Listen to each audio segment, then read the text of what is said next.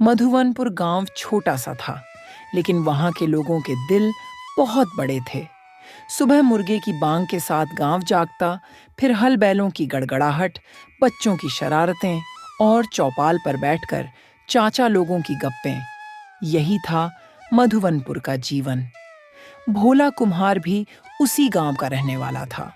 भोला मेहनती था, लेकिन जरा सा काम बिगड़ता तो घबराकर नाक से पानी गिरा देता था। गांव में सब उसे प्यार से कहते थे, भोला तो भोला है, भावुक जरा जल्दी हो जाता है। भोला के पास अपनी एक छोटी सी मिट्टी की भट्ठी थी, जहां वह मटके, सुराही, हांडी, कुल्हड़ वगैरह बनाता और हाट बाजार में बेचता था। उसके बनाए कुल्हड़ में चाय पीने का स्वाद ही अलग था। ऐसा लगता जैसे खुद धरती माँ ने अपने हाथों से चाय बनाई हो। बड़ा ऐलान। मेले की तैयारी गर्मी के मौसम में गांव के सरपंच हरनाम चाचा ने ऐलान किया। इस बार मधुवनपुर में लगेगा सबसे बड़ा मेला और होगा एक खास मुकाबला, सबसे सुंदर हांडी प्रतियोगिता।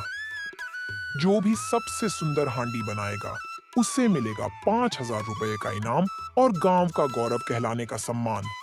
भोला की तो आंखों में चमक आ गई।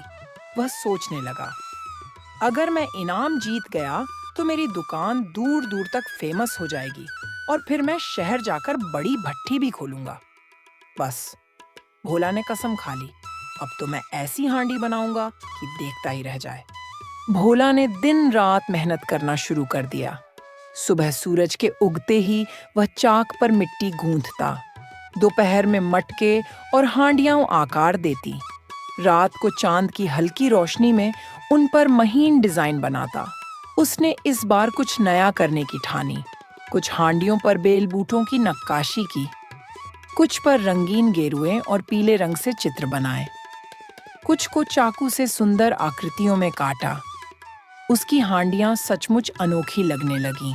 भोला के गांव में एक और कुमार था, बिरजू। बिरजू स्वभाव का बहुत ही लालची था, हमेशा दूसरों को ठगने के तरीके सोचता रहता था।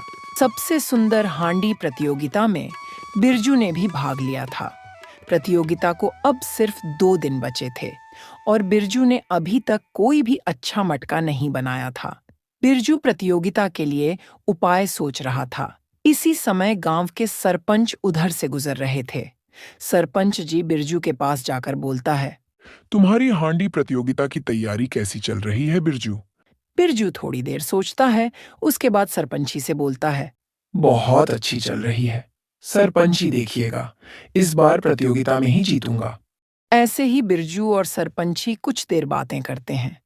इसके बाद सरपंच जी वहां से चले जाते हैं। सरपंची के जाने के बाद बिरजू सोचता है, मैंने तो एक भी अच्छी हांडी नहीं बनाई है। मैंने तो सरपंची के सामने बोल दिया, लेकिन अब मैं प्रतियोगिता कैसे जीतूंगा? ऐसे ही सोचते सोचते बिरजू के दिमाग में एक खुराफात ही उपाय आता है।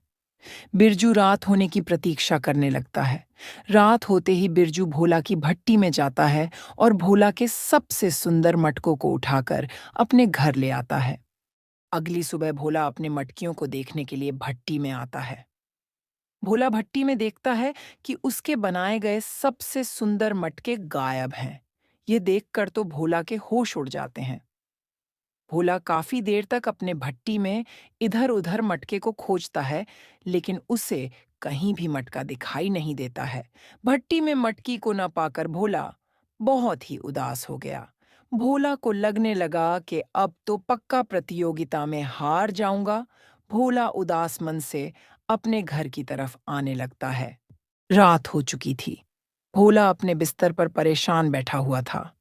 भोला बार बार अपनी हांडी के बारे में सोच रहा था। ऐसे ही बैठे बैठे भोला को दरवाजे से आवाज आती है। भोला अपने बिस्तर से उठकर बाहर आ जाता है। बाहर आकर भोला देखता है तो सामने कोई भी मौजूद नहीं था। भोला जैसे ही अपनी नजर नीचे की ओर करता है तो भोला को अपनी वही हांडी दिखाई देती है। भोला अपनी हांडी को देखकर बहुत ही ज्यादा खुश हो जाता है। भोला अपनी हांडी को लेकर अंदर आ जाता है। भोला ये सोच ही रहा था कि यह हांडी यहाँ कैसे आया। इतने में ही हांडी से एक आवाज आई। भोला, मैं एक जादुई हांडी हूँ और मैं अपने असल मालिक के पास ही हमेशा रहता हूँ। भोला हांडी से पूछता है, जादुई हांडी? मैंने तो आज तक कभी भी इस तरह की कोई हांडी नहीं देखी। मैंने तो इस हांडी को खुद अपने हाथों से मिट्टी से बनाया है। फिर यह जादुई कैसे हो सकता है? इसके बाद हांडी से आवाज आती है। कुछ वर्ष पूर्व में एक इंसान था। मैं काफी बलवान और शक्तिशाली था। मुझे अपने ताकत का बहुत घमंड हो गया था। फिर एक दिन हमेशा की तरह मैंने एक कमजोर व्यक्ति को सताना शुरू कर दिया। मैंने उसे व्यक्ति को काफी देर तक परेशान किया। तो उसे व्यक्ति ने मुझसे परेशान होकर मुझे श्राप दे दिया कि मैं मिट्टी बन जाऊं और मैं जब तक किसी भले व्यक्ति की मदद ना करूं, मुझे मुक्ति ना मिले। इसलिए मैं बोल सकता हूं, भोला, तुम काफी अच्छे व्यक्ति हो। अगर तुम यह प्रतियोगिता जीत जाते हो तो मुझे भी फायदा होगा। मैं इस श्राप से मुक्त हो जाऊंगा। भोला हांडी से बोलता है। तुम चिंता मत करो, मैं तुम्हें जरूर मुक्त कराऊंगा। अगले दिन भोला अपने जादुई मटकी के साथ हांडी प्रतियोगिता जीत जाता है। अब जादुई मटका भोले से विदाई लेता है। भोला भी खुशी खुशी जादुई मटकी को विदा करता है।